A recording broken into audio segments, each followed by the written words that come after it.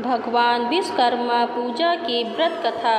पौराणिक कथा के अनुसार जब सृष्टि का निर्माण हो रहा था तो वहाँ सर्वप्रथम भगवान नारायण यानी साक्षात भगवान विष्णु सागर में शेषशय्या पर प्रकट हुए। भगवान विष्णु के प्रकट होने के बाद उनकी नाभि कमल से चतुर्मुख भगवान ब्रह्मा दृष्टिगोचर हो गए थे।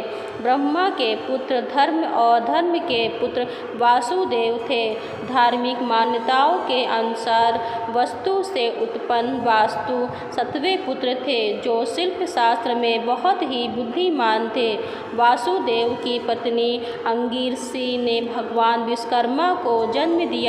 आगे चलकर अपने पिता के तरह ही भगवान विश्वकर्मा भी वास्तुकला के अद्वितीय आचार्य बने। दूसरी कहानी। पौराणिक कथा के अनुसार प्राचीन काल में काशी नगरी में एक रथकार अपनी पत्नी के साथ रहता था।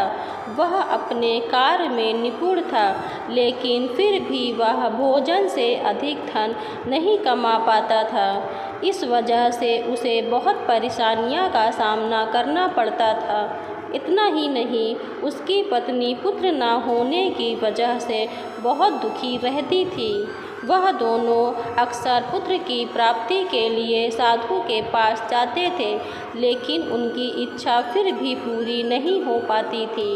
एक दिन उनका एक पड़ोसी ब्राह्मण ने रथकार से कहा कि तुम दोनों भगवान विश्वकर्मा की पूजा करो, तुम्हारी हर इच्छा अवश्य पूर्ण होगी।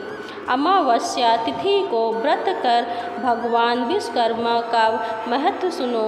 अपने पड़ोसी के ऐसा कहने पर अगले अमावस्या को रथकार की पत्नी ने भगवान विश्वकर्मा की पूजा पूरी श्रद्धा से की। उसकी भक्ति को देखकर भगवान विश्वकर्मा बेहद प्रसन्न हुए और उन्होंने उसे पुत्र होने का वरदान दिया। भगवान विश्वकर्मा के आशीर्वाद से रथकार की पत्नी को एक बेहद खूबसूरत पुत्र हुआ। इसके बाद से दोनों सुखी जीवन व्यतीत करने लगे। कमेंट बॉक्स पे लिखें जय विश्वकर्मा की। धन्यवाद।